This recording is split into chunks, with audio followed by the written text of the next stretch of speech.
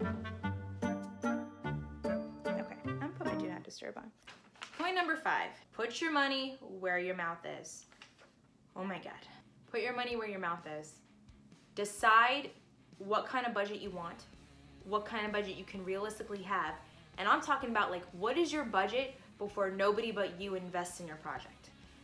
And like, this is like, put the list down of all the friends that owe you favors, all the projects you've worked on for free, all the people that you want to work on this, and then your choices A, B, C through Z. Be conscious, like make sure that if you have a crazy awesome shoot and it's really visually cinematic and you have an amazing camera, like make sure you know what the editing process will be on that camera, because you need to make sure you have a good chunk of money for your editor. You want a happy editor. You want to make sure your editor is getting some sleep, knows how to use the camera, the computer. I mean, maybe not the camera, but just knows his footage and can really do it. I can edit. It's not my biggest strong suit. I am at the point now where like I waste so much time trying to make something because I filmed it. I'd rather give it to somebody more experienced than I, and I make sure I have a budget now on every single project for my editor, and I put my editor fee first, followed by my DP fee, followed by my like cast. Then I put myself here. My fee always lies after all these people.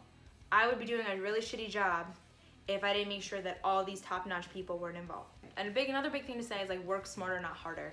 There's no need to have a $35,000 15-minute short unless you know where every single dollar is coming from, where it's going, why it's going there, who's controlling the funds. And then also make sure, and this goes back to the point I just made about like, how do you know you're gonna make the film with or without anyone investing in? If you have like $1,000, you better have a budget for your only $1,000 and then like increment forward. So before the crowdfunding, which is always a good plan, a lot of people do crowdfunding, followed by like the investors, if you have good investor relationships and are making connections with producers, and networking, especially if you live in New York, network. If you have a LinkedIn, network. If you have, you know, there are so many groups on Facebook right now, network like crazy.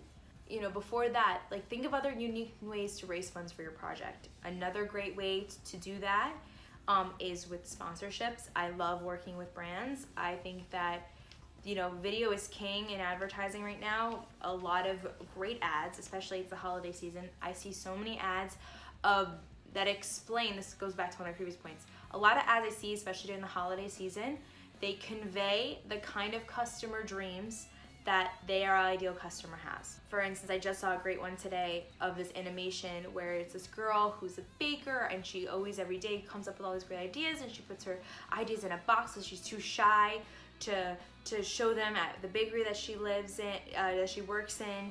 And towards the end of it, like her dog opens a window. She opens a window and all her recipes fly out, and she goes and chases them, and then the woman who owns the woman who owns the baker gets it, smiles, and this whole thing. And I didn't realize it was an Apple commercial that says share your gifts. So like, it's the gift of being creative.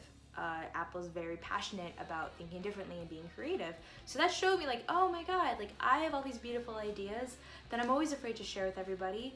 Oh, I could work on my Mac all night and come up with something beautiful. Like that's a great storyline of your ideal client. So think about that. Brands are looking for unique ways to connect with customers. That's why there's like a 7-year-old who's making $22 million a year on YouTube right now. And if you work with a brand and say, hey, I want to put your brand in my project, or I want to invite that brand to do a commercial with them and then distribute it on some of the networks that I'm attacking or already on, or making them with my cast and crew, my production team, to give them a video that they can use for their social media marketing as long as they tag me in it. Sponsorships has so many elements with so much cross promotion. It's insane. My previous background was in producing fashion shows and events, and sponsorships are great, but I love utilizing sponsorships and brand marketing and brand relationships through a lot of my video, because it also shows like unique ways of lifestyle snapshots for like this desired brand. It's just, I love finding cute little nuances.